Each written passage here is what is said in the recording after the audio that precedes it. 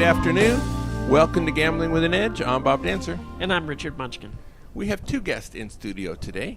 Professor David G. Schwartz, who is the director of the He's the director of the Center for Gaming Research at UNLV, talking about his new book, Tales from the Pit. We also have Anthony Curtis, publisher of Huntington Press and the Las Vegas Advisor. David Schwartz and Anthony Curtis, welcome to Gambling with an Edge. Thanks for having me. Good to be here. Before we get to David and Anthony, I've had an email concerning the software Video Poker for Winners on Windows 10. Current release, 1.78, works just fine with Windows 10. Each purchase of Video Poker for Winners allows you to download the software on up to 2 machines. After 2, it'll cost you $10 each time you wish to transfer the software license to another device. If you wish to download another copy, whether it's the free one or one for $10, go to videopokerforwinners.com and click on the support button at the bottom. Let's talk about Tales from the Pit. This book was a written compilation of an oral history. So, David Schwartz, how did it come about, and what were the goals of the project? Well, what happened is I thought that it would be a good idea to document what people who actually ran gaming thought of gaming in Las Vegas, especially as it's changed so much over the past 40 years. So I got a grant from the UNLV University Libraries Advisory Board and was able to go out and interview about 20 former and current pit managers and above, and that's really where the book came from.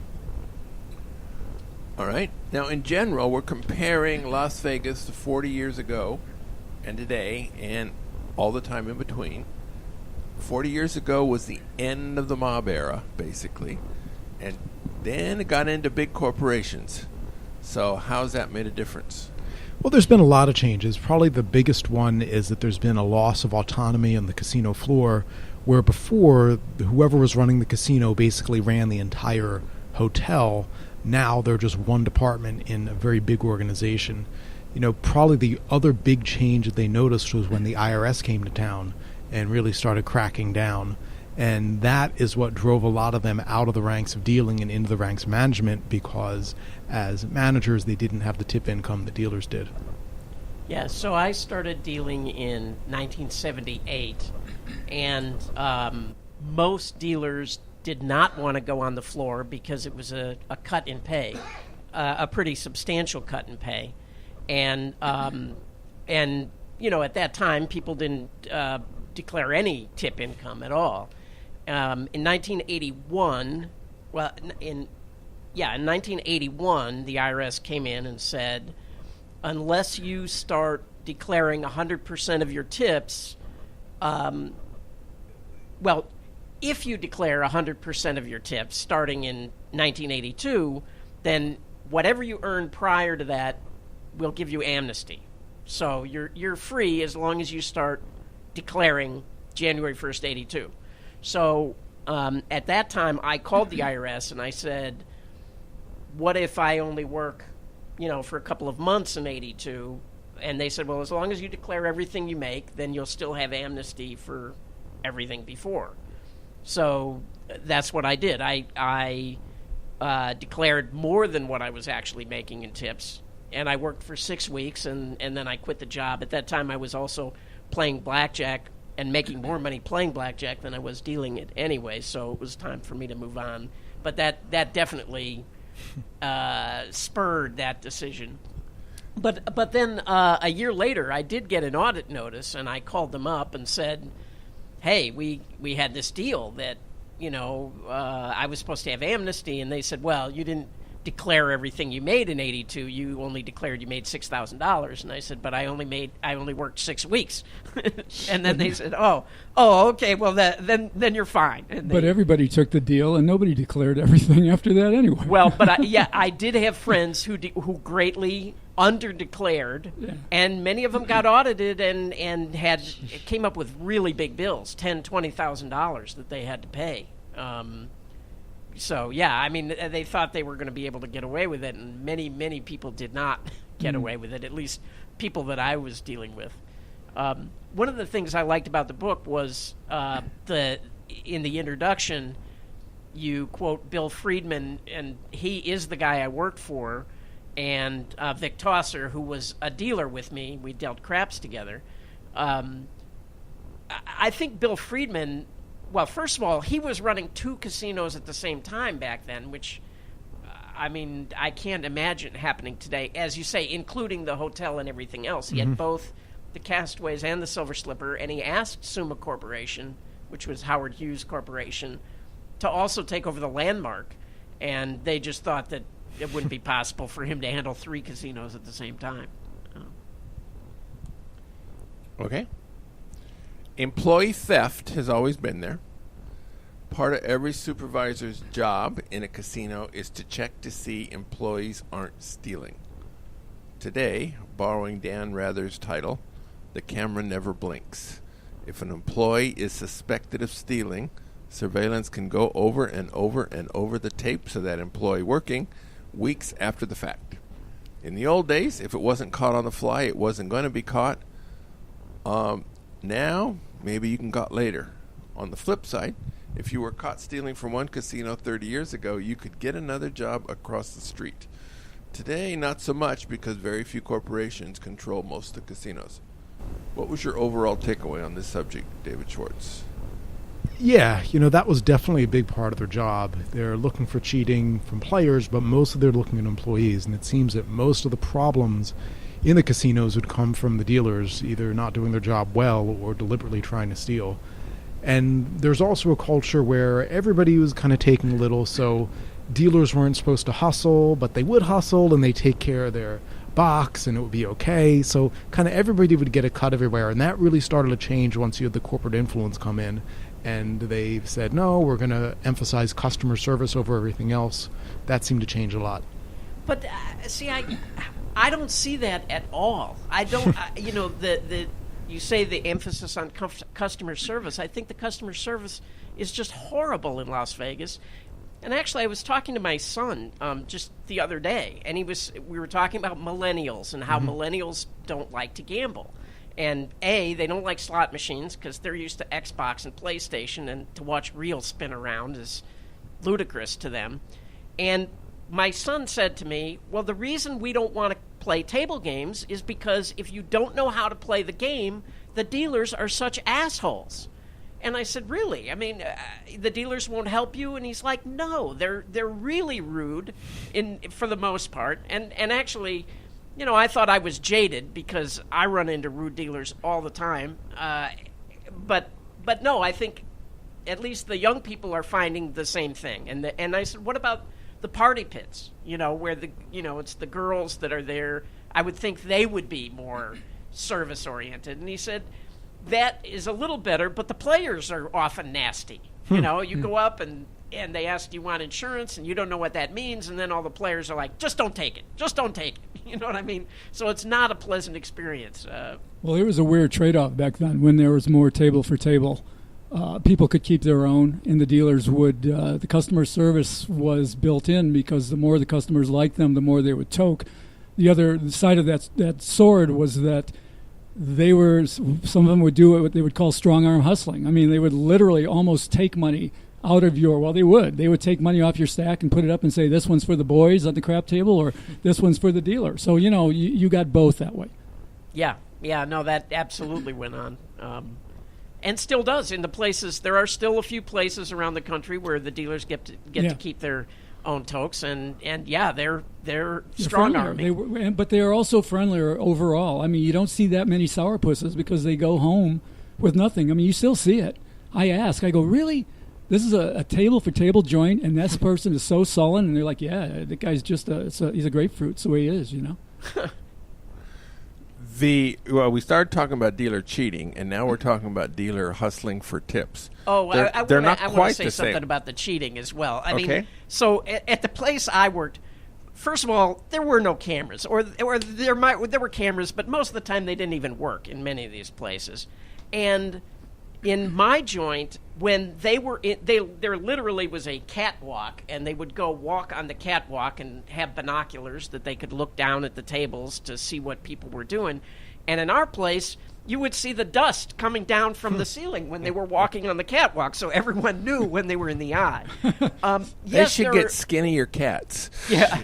Yes, there are all these better equipment. I don't know that they actually catch any more cheating than they did before. They may catch less because I think the bosses were so much sharper back then. You know, they knew what to look for, and they knew when a dealer looked suspicious or whatever. I heard more than one story of bosses, you know, sidling up to dealers and saying, you know, I'm in. You know, it wasn't you're busted, it was I'm in, I get a cut. Yeah. So they used to call that cutting in. Yeah. I mean, the boss would cut in. I mean, if you read one of the books we just put out, I'll heist your book now. But I mean, you know, one that we just put out, which was Cheating at Blackjack. And there's a lot of talk about that, about the bosses cutting into your play. They would know what you were doing. They'd walk up and you've got two choices here. Either I'm in or you're out. Right, right. And actually, I have a friend who his uncle was in surveillance at a joint in Lake Tahoe and saw a guy doing something, had no idea what the guy was doing, and he waited for the guy to go to the bathroom. The guy came down out of surveillance, went up to the urinal next to him, and said, I have no idea what you're doing, but I'm in. Yeah. You know? Perfect. So, yeah. True Blue. I know. I've heard those stories, too. It's true. David Schwartz, you asked your panel what they would recommend for table game dealers just coming up. And about half of them said they would recommend these people find another career path. Did that surprise you? Not really, because like I said before, there's been a loss of so much autonomy. It used to be that dealing, you were really the elite if you were a dealer in Vegas, and especially if you were a dealer on the Strip. You'd have to pay your dues downtown for a long time. By the time you made it to the Strip, you're making really good money. Everybody respected you. You'd have a ton of cash every day if you're table for table. And, you know, you go to your local bar, you're tipping them a lot. You're a big, you know, almost a celebrity if you're a dealer. And I think most of that is gone. You have people breaking in on the Strip now, which never would have happened. You know, people breaking in at Caesar's Palace, which wouldn't have happened in a million years. Well, they closed the Western. Yeah. No, I think that's still pretty rare unless you have juice to break in at Caesar's. That's still a pretty hard job to get. But what if you're good looking and well, yeah, in the party pit, you're right. Yeah, you're right. You could start in the party pit. Or go to the D or Golden Gate, and you can skip the smaller places downtown, right? Just right.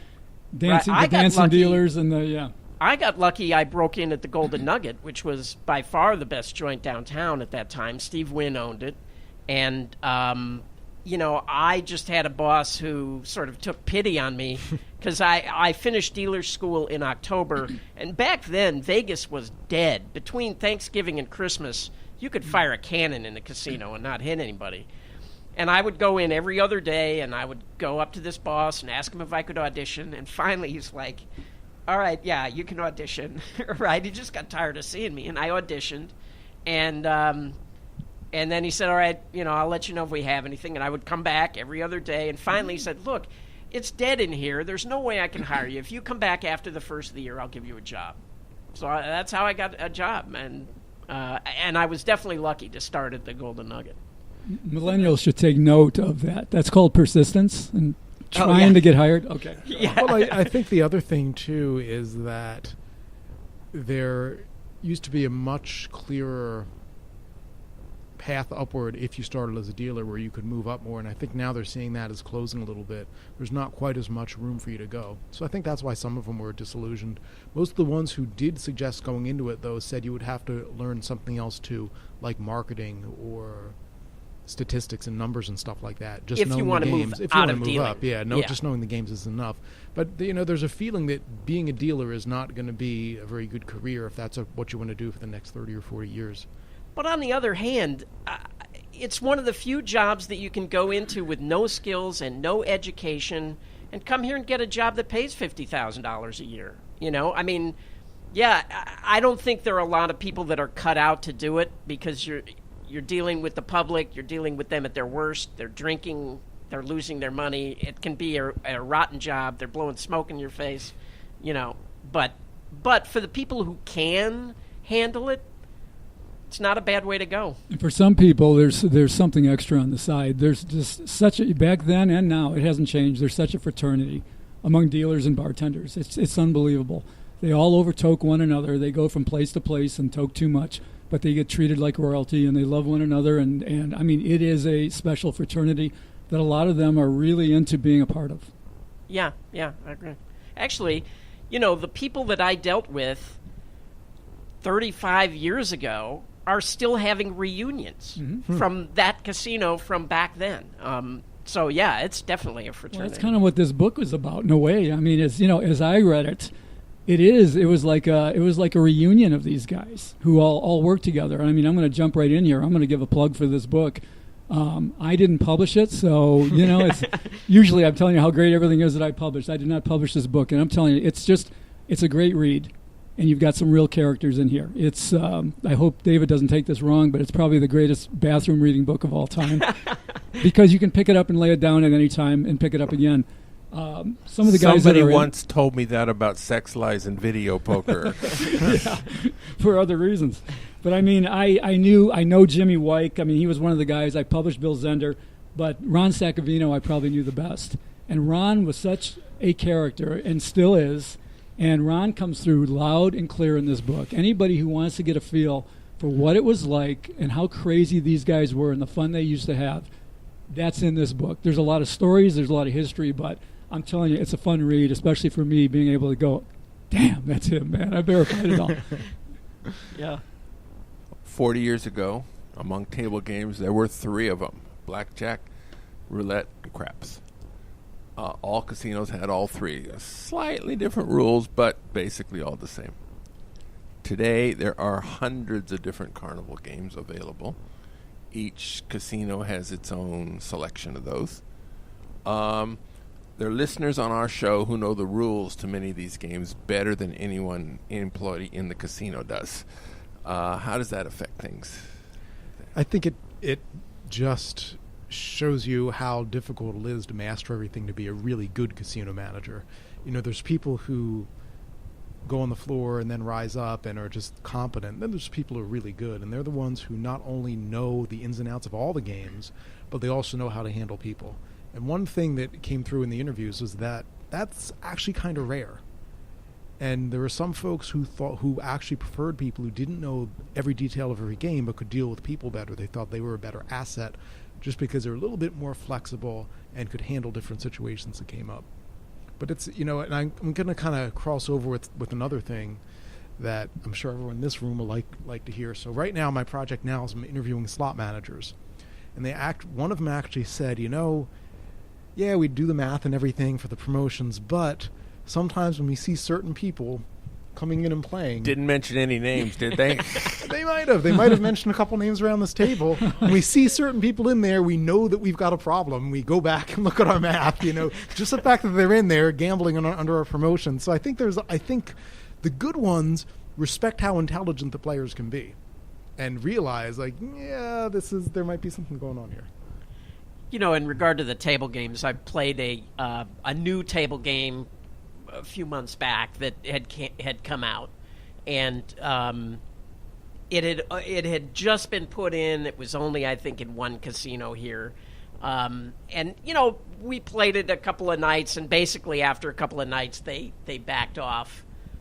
One of the guys and his wife.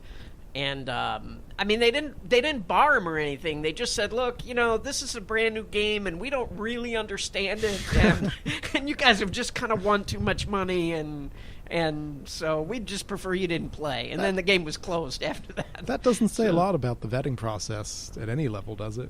Well, you would think. If I ran a casino, I would check those things out ahead of time, but.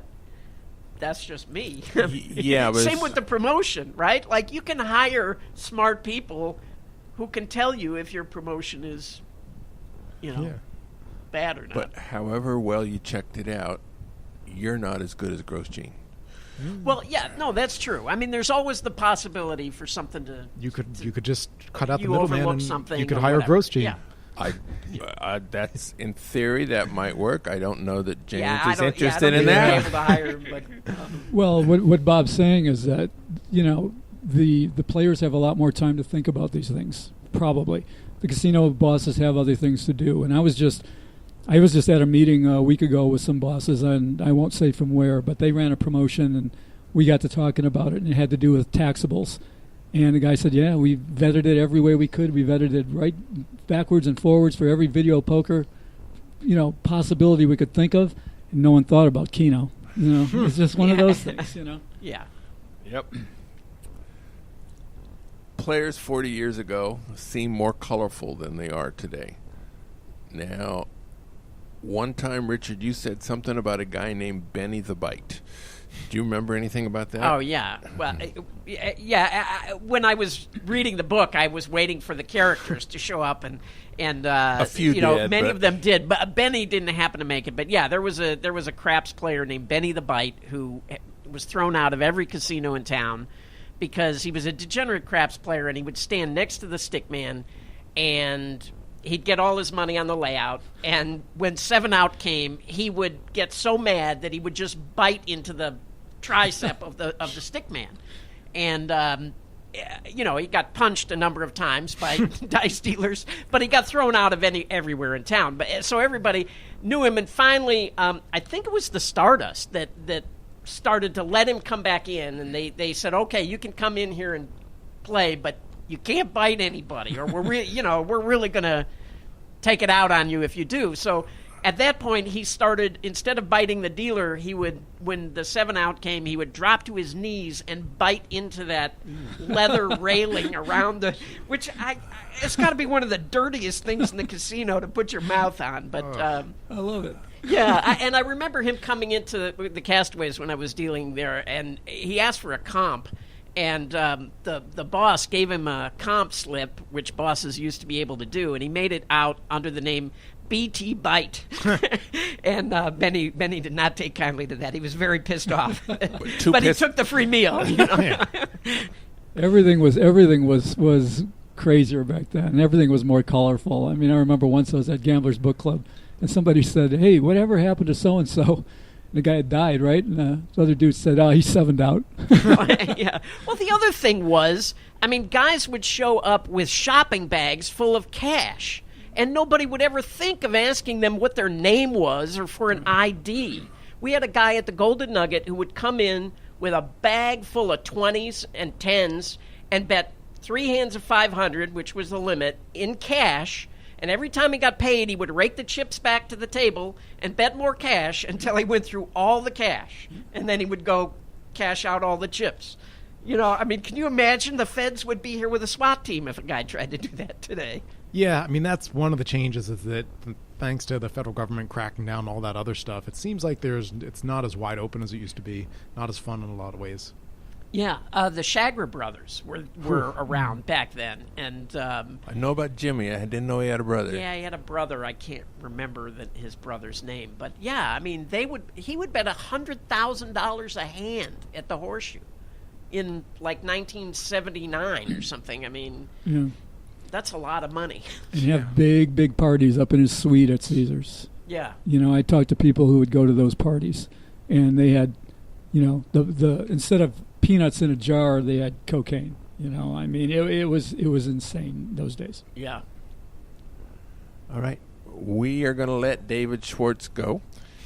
We've been talking about his book, Tales from the Pit, and he has another engagement. So we're going to say thank you, David. We're going to take a brief break for our sponsors, then we're coming back and talking more with Anthony Curtis. The South Point has more than 10,000 games, returning more than 99%. This is more than anybody else has. In August, all the promotions will be for those who already get mailers. It's an unusual move for this casino, but this time they're decided to invest further in their most loyal customers. So if you don't have a mailer and don't know about it, it doesn't matter. You don't get anything. Next week's free video poker class, Wednesday, August 17th, is 8-5 bonus poker quick quads. Quick quads is a 6-coin per line game where you get paid for hands containing a 3 of a kind and the other 2 cards add up to the rank of the trips. That is 88853, or maybe 222 ace ace. Or if you're a player, it's deuce deuce deuce ace ace. This is one class only. It takes a while to explain the rudiments of quick quads, in which all quick quad games are similar, and then we superimpose that structure onto the game itself. Bonus poker is very, very similar to 9-6 jacks or better. And the game returns 99.55, which is pretty much the same as jacks or better, only it's a lot more fun. Class was held in Silverado Lounge, which is immediately in front of Don Vito's restaurant. At the Palms, from now until the end of August, they have drawings every Saturday night, 7:15. Winners share $10,000 each night. Every day, Monday through Friday, you can swipe to receive 20 free drawing tickets. PFP play for prizes, Monday through Friday. From now until the 26th, you earn Macy's gift cards. Prizes are redeemed at a rate of 0.2% for video poker players, up to $190 per day. You keep your points. The last week in August, Monday through Friday, in lieu of the play for prizes, they have mystery multipliers. Video poker players get at least 2x, and they can get 3x. Slot player numbers are quite a bit higher, multipliers. The limit on the multipliers is 80,000 points for the multipliers. Some people have a tough time figuring out what that means. If you get the double point multipliers, that means you can play 80,000 points and get it all multiplied. Most people don't play that much. If you get the triple point multiplier, you can play 40,000 points and get that tripled. At videopoker.com, it's the best place to play lots of games. If you sign up for the gold membership, $8.95 a month or $79.95 a year, this allows you to get corrections on most of the games. Game of the week is 5-play wheel poker quick quads. This is 7 coins per line game. The wheel poker adds 1 extra coin. Quick quads adds 1 extra coin, where you get a wheel spin every time you get a quad, 4 of a kind, or a quick quad. The wheel's values range between 50 and 2,000. The wheel is random, but not equally weighted. All right, let's go back and talk to Anthony Curtis. Glad we got that Schwartz guy out of here. You know, I used to do a lot more. I used to get a lot more quotes in the newspapers and stuff before David Schwartz showed up. So, you know, less time on radio, less time in print. You know, this guy. Yeah. We forgot to bring up how much you hate him. We could call him back. No, it's just me for the rest of the show. Let's go. All right. A week or so ago on Michael Shackelford's Wizard of Vegas site, there was a thread about Blackjack. I strongly disagreed with one of the posters, but I don't have the Blackjack chops to end the argument, so to speak. Probably Richard and Anthony do, so let's talk about it.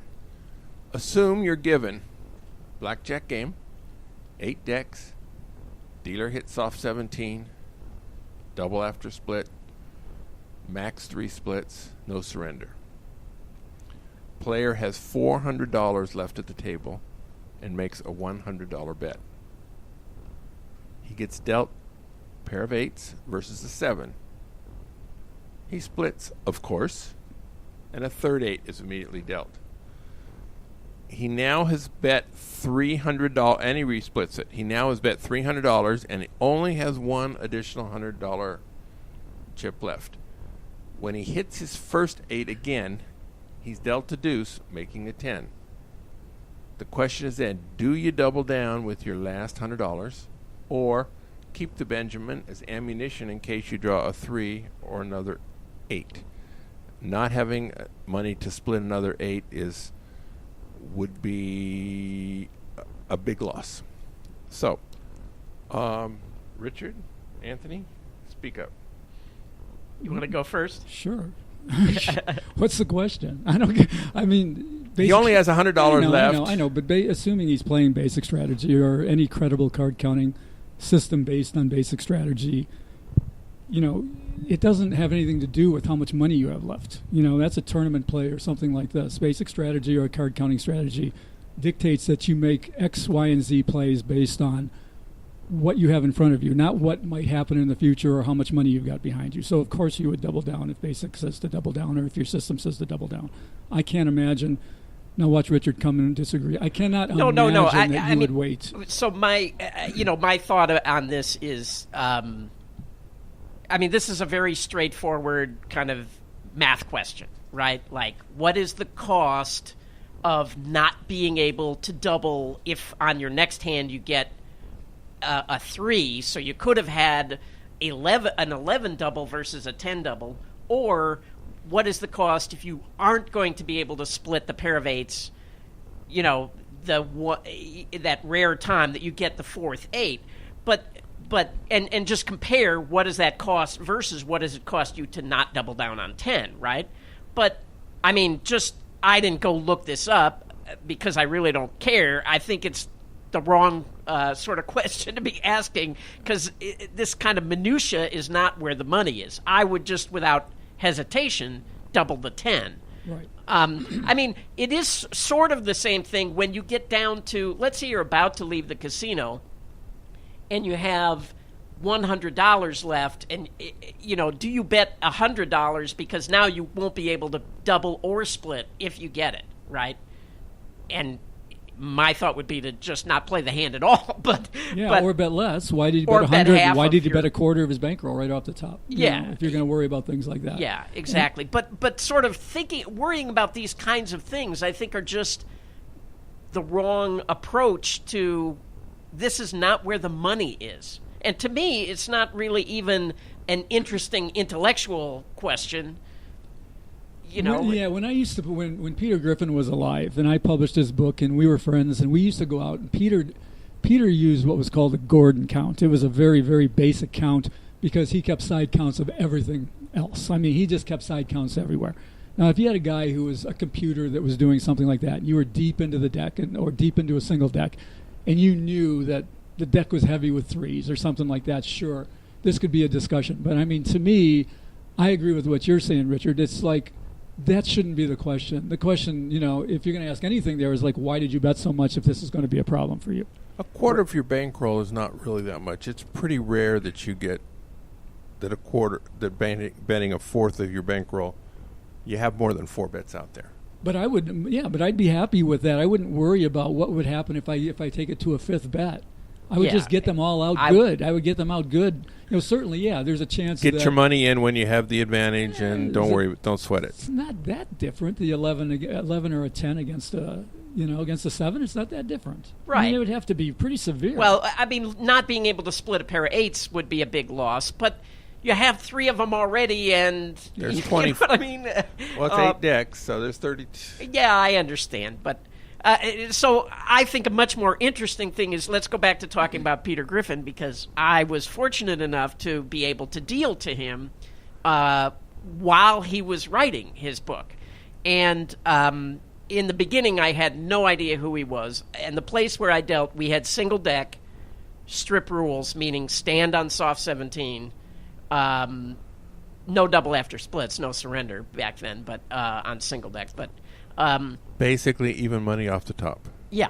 And at that time, he was using the high opt 1 with side counts of aces, deuces, 7s, 8s, and the relationship of 5s to 6s, because that was the only thing that was important about whether you hit a 16 against a 10 or not, was whether there were more 5s in the deck than 6s.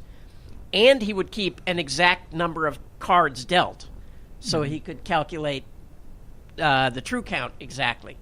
And I would deal to him, and, we would get down and he'd say, spread the deck. You should have 12 cards, and there'll be 1, 2, 1, 6, 2 5s, and he would just name them, and I would spread the deck, and, and he was never wrong. I never caught it. And the interesting thing about that, he used to love to do that as like sort of a party trick, but the interesting thing about that was he actually knew how to use it. Yes. We used to talk about it, and he'd go, well, a lot of people can actually do this, but they don't know the relationships, and they don't really know how to use it, and that's what was different. This guy his favorite play in the world was when he could hit a 17. His count would tell him when it was proper to hit a 17, and he'd be absolutely gleeful when he could hit a 17, because it usually worked out, not always, but he still loved it that it was right and that he could do it. Sure. He And was that's fun to not play even with. that unusual play. 17 against an ace, right? Is not. Right. But Yeah. he'd do it. Yeah, but he'd do it against eights. Right. You know, he used to love the 17 against an 8, man. That was Yeah. his, boy, did he love that play. Yeah. You know, so he was fun to play with. He really was. The other thing was, I remember one time I was waiting for him, and he said, he goes, "Oh, you're dealing another hand?" And I said, "Yeah." And he goes, "You only have 8 cards left." I was like, "Well, you're the only player. Let's go." You know, so yeah, I would deal all the way to the bottom for And him. the cool thing about Peter was you could talk to him about things like that because he did not play big money. No, He was a nickel player. That's well, what he was. We had $2 tables, so he was spreading 2 to 8. Yeah. So yeah. For Peter, it was all about the theory. You know, hence the name of his book was The Theory of Blackjack. Yeah. And it was all about the theory and about the deal. I mean, his favorite game was Christmas time at Binion's when they paid 2 to 1 on blackjack. And literally, he and I would sit there and play every waking hour as long as we could, as long as they were dealing it. And I'll never forget, we would drink Heineken together. And when it was all over, I'd have to go into a 2-day siesta, you know, just to recover. Yeah. He's a great guy.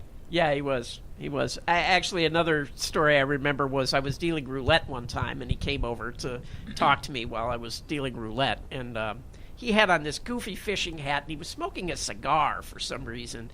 And we're talking, and I had some guy who was betting stacks of chips. Big, you know, we had 25-cent roulette, so guys would buy in for $20, and they'd want 25-cent chips and then bet stacks of them. Right.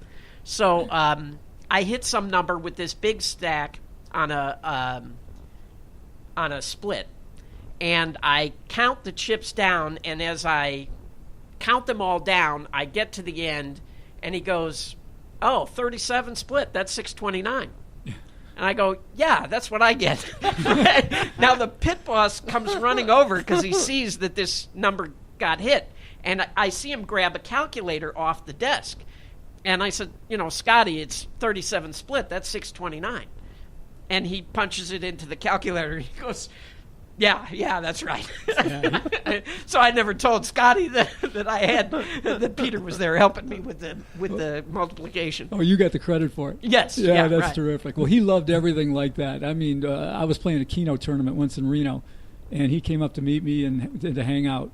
And I said, "I got to finish this." And I was working out the play. Keno there was a distinct way to play keno tournaments, and we would use the back of the keno card to make the calculations we had to make. So I was dividing something, and he started squealing, "Long division, long division," and jumping up and down and running around the casino screaming, "Someone's doing long division." He was so happy. I had no idea we were going this direction. This has been fascinating. All right. Getting back to the show. Wow, this is more. It's great. All right. Nevada has legalized gambling on the Olympics, which are just about over. But the books are getting some bets on basketball, but not so many other games. So they're getting a lot less betting action than they thought they were. Do you have any thoughts on this, Anthony? Yeah. I mean, you know, I think that if anyone's surprised by that, including them, they're crazy. I mean, you know, going in, most people, including most of the people who run the books and know what they're doing, assumed that there wouldn't be a lot of action on the Olympics for a couple of reasons. One being that people don't know the players as much. They know basketball players, but they don't really know, aside from Usain Bolt maybe, and, you know, a few Michael Phelps, a few of the big names. People want to bet on people they know and that they can get behind and they have a stake to. I think another problem is that cannot be underestimated is the television delay. I mean, people want to watch games they want to bet on games that they can watch in real time. And everything's being shown on TV 4 hours after it happened, you know, or later. So that makes a problem. You don't want to just make a bet and then try to avoid what happened all day long so you can watch it on TV or hear about it and not be able to see it unfold. Finally, the ones that hung lines were very, very running scared in terms of their limits. And people who did want to bet them, guys who do make bets on lots of different things, maybe they're not the action they wanted, but these players just laughed. They wouldn't. Most of these places wouldn't take more than $100 on a bet, so that chases everybody away. So, you know, there were just a lot of factors against it going in. And it's also a sporting event for non-sporting fans. These these aren't really your sports fans. This is everybody watches the Olympics, not just other bets. All right. Maryland Live is suing the new MGM casino there for hiring their hosts and stealing their high roller list. Now, when I heard this, I was surprised. This has been happening for years. This is pretty much business as usual. Did you hear about this, Anthony? Why is this such a big deal? I heard about it when you told me today we were going to talk about it. So I don't know why it would be a big deal. A new location, a new jurisdiction, different ways of doing business. I mean, like you say, this has been going on forever. I've heard in the past of there being issues when it gets super blatant. Somebody actually steals a disc with names on it and things like that. Then that gets into regular stuff. But if a guy's keeping his own book, as they call it, or his own sheet, he's going to go back to his old customers, just like stockbrokers do, and anybody else. I don't know. These new jurisdictions, they write their own regs, and maybe there's something in those regulations that say you can't do this. But to me, it's insane, and it sounds naive that anybody would get worn out about it because it happens all the time. Yeah, I agree. I didn't get it. All right. That was a great one. You want to go back to talking about Peter Griffin? I'd love to. There was this woman. She was convicted of stealing $500,000 from her employer in Greater Las Vegas. It's also been determined that she's a problem gambler. Apparently, there's a law that says if you can prove you're a problem gambler, then you can go to a treatment facility rather than prison. It strikes me as an advantage play. Not a good one. I mean, would it be worth it? I mean, well, it does cut your downside. Yeah, yes, it cuts your downside, but I don't see it as an advantage play. I mean, I've been saying for years and years that advantage play is now this used term, and it means something. When it was originally coined, I've said this on the show many times, as far as I know, it came from Steve Forty, who used the term to describe everything where you can get an edge, from playing legal as can be, and just straight card counting, or a promotion that they just hand to you on a silver platter, to people who literally steal the money. Walk in there and pull it out of the tray and run out with it. That's an advantage play by his original definition.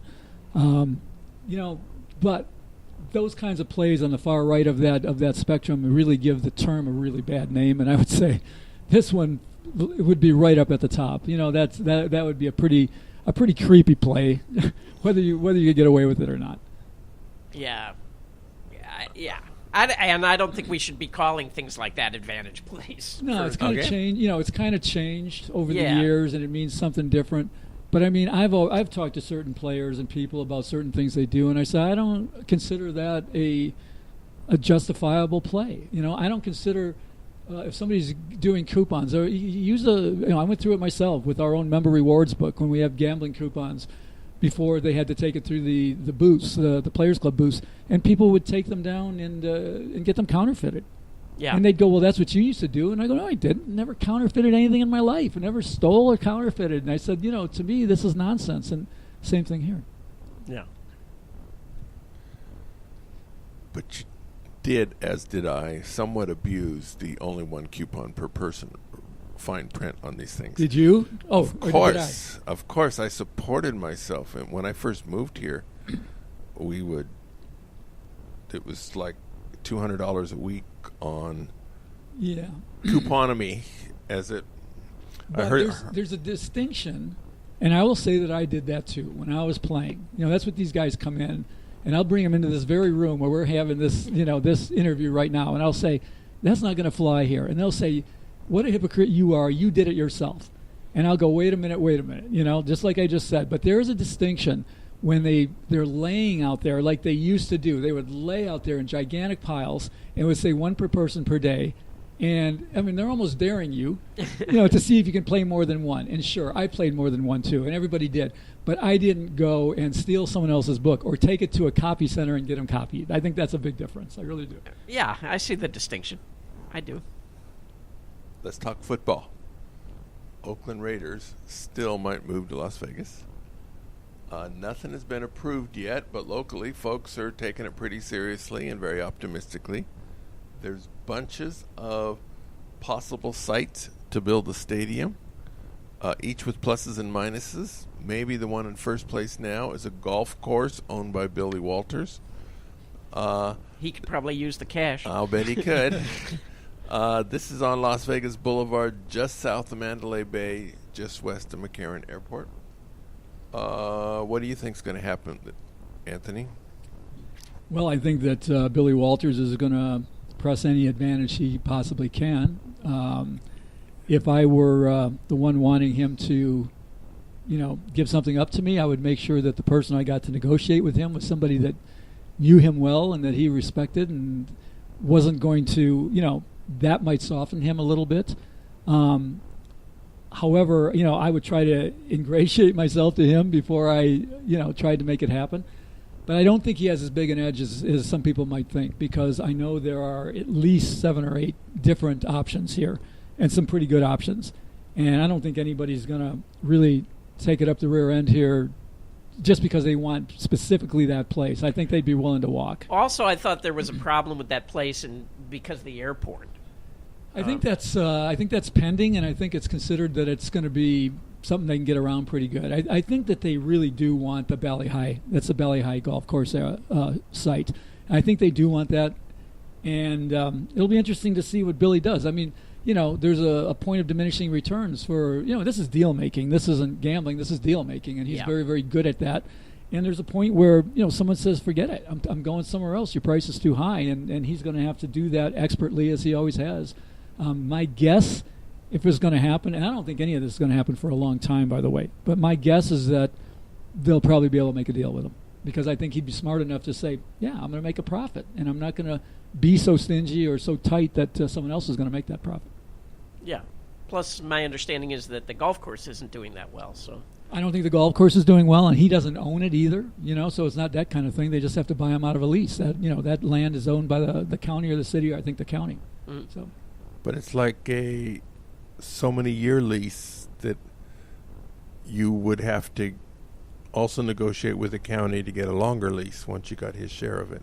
Yeah. Like you wouldn't want to... Well, but if you're building a football stadium, you have to make a deal with the county anyway. I mean, that's part of the... I think the key to this is that how well is the course doing? And like Richard just said, I don't think the course is doing real well. So he's probably... I mean, if it's doing poorly, I would guess he's doing flip-flops going, hooray, I'm going to get off this thing. And if that's the case, then they're going to get a deal done. I just don't think. I think there's too many other pieces to this. There's too many other moving parts. Look how long it took to get hockey, and some people might say because hockey broke the ice, it's going to be an easier ride. I don't think so. I think that the NFL is much more complicated than the NHL, and I think it's going to be a long ways coming, a couple of years. A couple of years is not really a long time. Well, people are acting, but the way people are acting, like we can't wait. Next year we got the Raiders. Now wait. But happening by 2020, you wouldn't be really amazed. That's a pretty good line. That's a pretty good number. Pretty good over under there. All right. GamblingWithAnEdge.com has been going on now for about a month. It opened up beta wise, I think sometime in late June. I'm not sure. Mm-hmm. I think it's pretty cool. Anthony, your people started it. Are you happy with it? What's your take on it? Yeah, I'm real happy with it. Every time somebody comes on a radio show or the news and they talk about their thing, it's always great, right? You never hear bad, even when you know it's bad. And so I don't want to sound like that, but I've been trying to get a blog started for years, individual blogs with friends of mine and people I know in the business and some really great guys, and we just could never do it. I mean, really, really good guys. And I would just get so defeated by it. I was like, they got such great information, but they just couldn't maintain it because it wasn't their day job. And putting all these people together has kept a real steady flow of information, and we're looking at the response to it. And a lot of people are still not getting in and participating in the comments, but that doesn't matter because we're seeing the eyes going to it and people are reading it. The media is coming to me and talking to me about it. And we haven't even done a media push yet. We haven't even let people know, so it's just word of mouth. And we've got other elements that we're going to integrate into it, too, that are still on the way. So it's for a long time I've been saying I only had one good idea in my life, and that was the Las Vegas Advisor. This is seeming like a good idea. I don't know if it's that good, but it's seeming pretty good so far. All right. Are you allowed to give us any clue as to what those new features are going to be? Are they? Yeah, new bloggers. I mean, the neat thing about this is the people that have come out of the woodwork, guys that I've known for a long time or guys that have lost contact with that are coming to me and saying, I could write about this and I could write about that. And they're coming up with ideas that I hadn't even thought of. One of them is, I mentioned the first time when it was coming out, we've got a guy that wants to blog on advantage play with credit cards.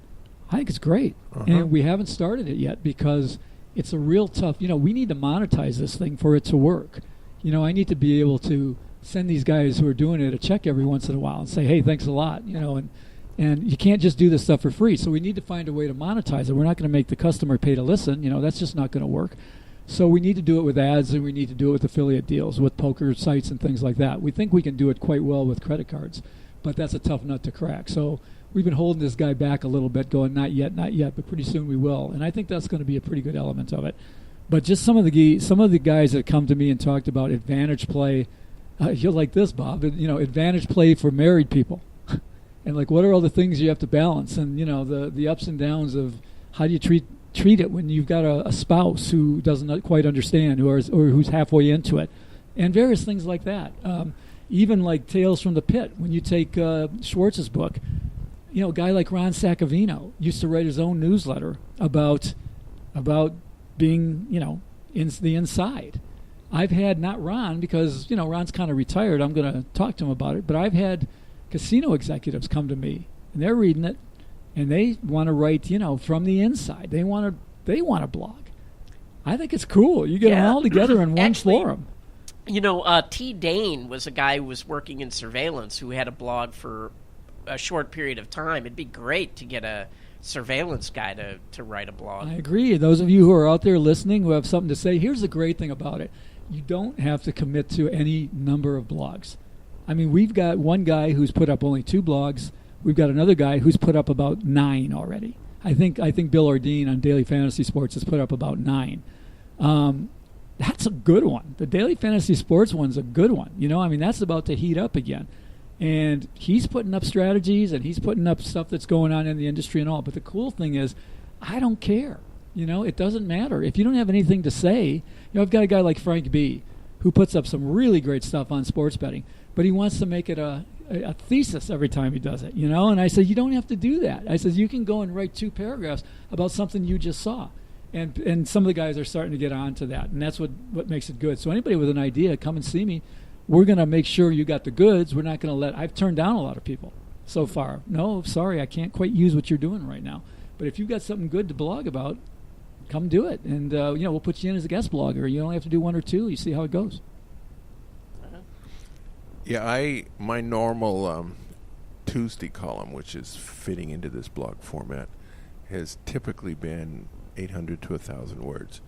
But I finally realized that sometimes if whatever I want to say can go into 250 words, well, that'll work for Anthony. And I'm going, that's pretty cool. Yeah, because if you've got something important to say and you can say it in 250, that's terrific. A lot of people will be put off by something that's very long. They go, I don't have time to read that right now. I'm going to come back to it later, and they never do. But they see it's quick, and they'll do a quick hitter. As long as it's got the goods. And I will say that really of all the blogging that's been done, the response to your column, which is now /blog, has been as good as any, with people coming in and commenting, and it's doing exactly what we envisioned that it might do. Very good. Thank you, Anthony Curtis. Now, Richard, we have new music on our show. How did that happen? There's been people like the old music. Are we going to go back to the old music, or what's the deal here? The comments I get, people like the old music, but they didn't like the old introduction. Although a lot of people said, "Oh, it's exactly 1 minute, so I know how to fast forward through it very quickly." So the problem was I never got a clean copy of that intro from the old radio station. So what I had just came to a dead stop, and I thought the intro was way too long, and it just didn't sound good. And so I was looking around for something, and so I just came up with a piece of music that was free, that YouTube would not shut me down, that was short. I mean, I can look around for other pieces or whatever, but, or we can just go without music. We'll just, start no, with you need music. I haven't heard it yet. I'm waiting. I'm waiting. Yeah, so... who is it? I don't know. It's just it's not a known song? No, it's not a known song. It's not Go Down Gambling by Blood, Sweat, and Tears or something like that. You got to have that. the rights to that stuff. And how we got money before, I don't know how they did. Well, they were a radio station and they paid for it, I guess. But anyway, that's the story on the music. And people are happy because it's short, so the show starts quicker. And people still can get, in addition to the Gambling with an Edge, they can still get in touch with us the normal way. Is that correct? Yep. You can email us at gamblingwithanedge@gmail.com or put them on the Facebook page, facebook.com/gamblingwithanedge, or you can tweet them at me at RWM21. You can get the show delivered to you automatically every week. You can sign up to do that at gamblingwithanedge.com or iTunes, Stitcher, YouTube. And for an archive of every old episode, you can find that at bobdancer.com. And we're still wanting to get conversations about the shows up on gamblingwithanedge.com. I mean, what we've got so far is, hey guys, good show, really liked it. We would love for people to disagree or say you're full of it, or I got a better idea, or embellish or whatever. That would be terrific. To get the discussion started. Yep. Very good. Thank you, Richard. Thank you, Anthony. David is gone, but thank you, David. Go out and hit lots of royal flushes, everybody. Good day.